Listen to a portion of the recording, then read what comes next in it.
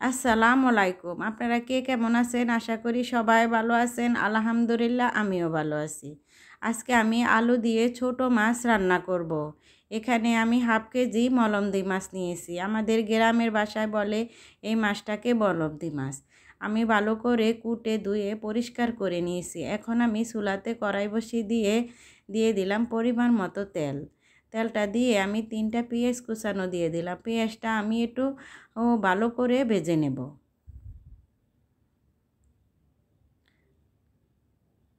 আমার পেঁয়াজটা ভাজা হয়ে গেছে। এখন আমি স্বাদ মতো লবণ দিয়ে দিলাম, হাফ চামচ হলুদের গুঁড়া, 2 চামচ মরিচের গুঁড়া,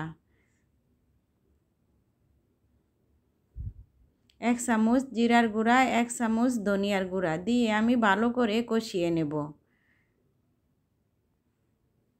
আমি কষানোর জন্য একটু পানি দিয়ে দিলাম। পানিটা দিয়ে আমি ভালো করে কষিয়ে নেব।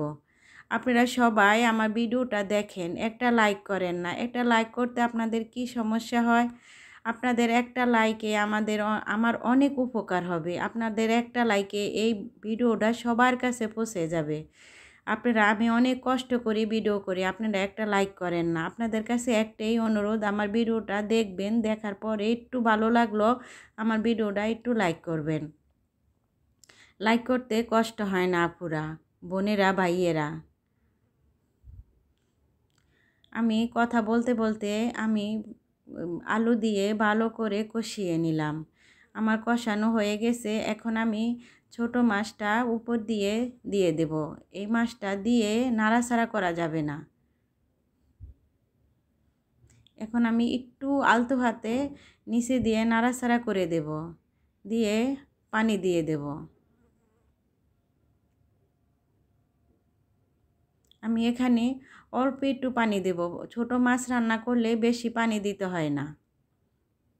আমার পানি দেওয়া হয়ে গেছে। এখন আমি একটু নাড়াচাড়া করে ভালো করে করে দেব, নাড়াচাড়া করে ভালো করে সাজিয়ে দেব। সাজিয়ে দিয়ে মাছটাকে আমি ঢেকে দেব।